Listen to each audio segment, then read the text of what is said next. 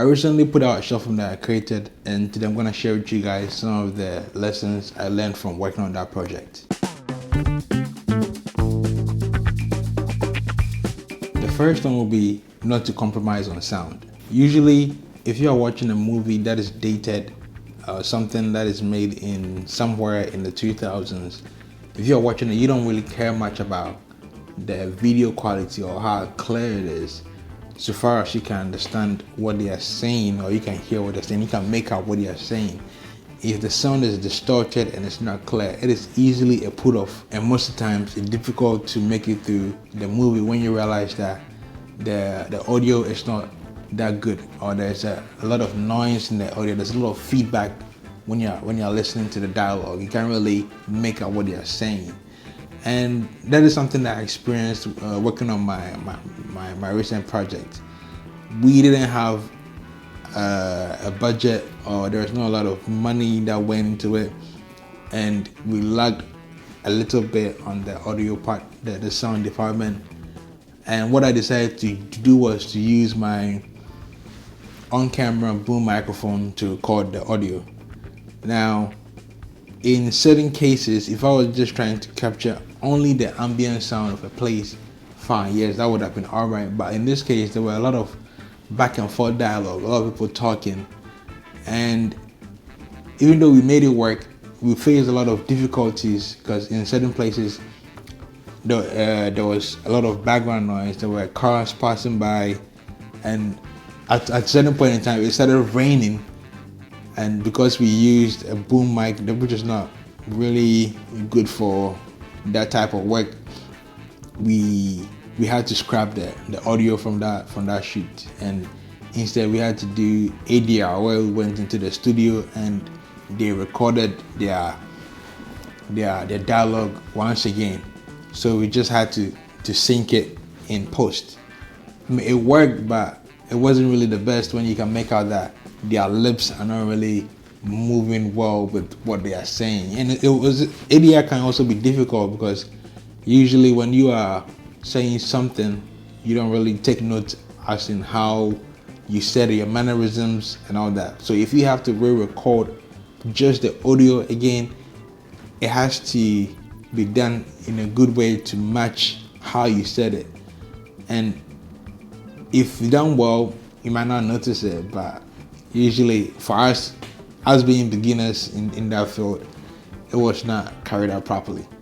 So on the next project that I'm going to do, I'm going to make sure that I'm able to bring on somebody who would help us in the sound department, somebody who is just going to be in charge of monitoring and recording the audio, so as we have a good clear sound for the project. Picking back off of the last point I made, where we're lacking in the sound department, another thing I would like to mention also is being able to ask for help and assistance.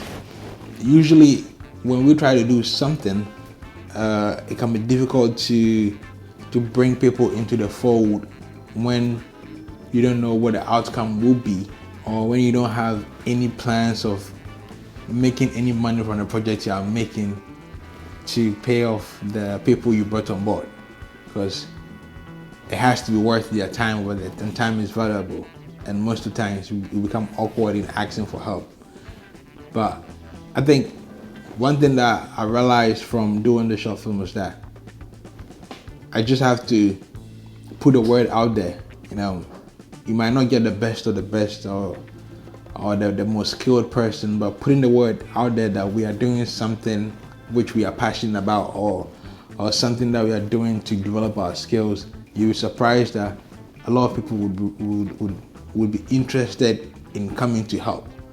Now, the reason why I didn't put out the first one was I thought we had it handled. All right, we had everything in place. We were supposed to rent a boom mic, and on the day of the shoot, we couldn't get access to it. So it was just up to us to make use of what we had. So that's why we used that one. I wish at least I could have asked a couple of my friends who are in the filmmaking business as well, and I'm pretty sure they would have been glad or interested to help us in that department, or even borrowed us some gear to use. So that would be the next point. Don't be afraid to ask for help. Another point would be to put the crew first. Put the crew before the work. Most times when you are trying to capture a certain vision or a certain idea, there may be some obstacles in the way. All right. For instance, in the current project that I just did, it was so difficult getting everybody in the same room at the same time to shoot most of the scenes that it took us 3 months to actually capture what would have been a 2-3 day shoot. So in that sense, on the last day when I had everybody in the same room, I was so determined to finish the project that we shot late into the night. We finished somewhere around 1 a.m., 2 a.m. and it was raining. The rain scene in there, it wasn't something that we had planned for, but because it was raining, we thought it would be a good idea to just capture it and put it in there.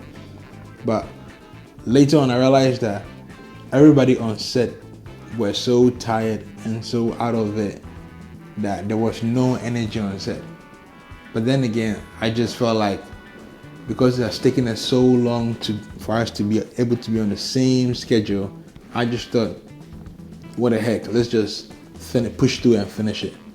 But the best thing that could have been done was to put everything on hold, note where we've gotten to, and then revisit it another time. Yes, it could have taken maybe another month or two to get everybody again, but then it would ensure that you get the best out of the actors on set. It will ensure that you get the utmost performance from everybody who is there at that time.